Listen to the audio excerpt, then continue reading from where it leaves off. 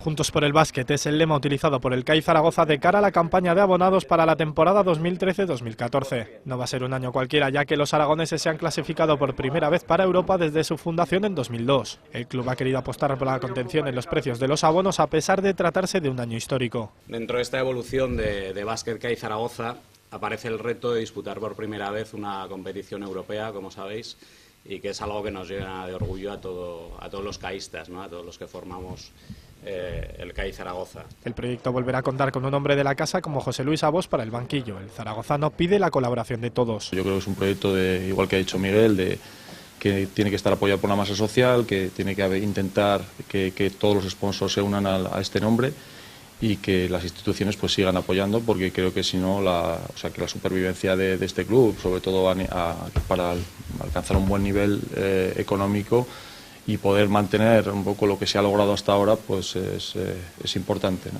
Además, el CAI ha presentado el spot que utilizará para la campaña, recordando que a Zaragoza la defiende su gente.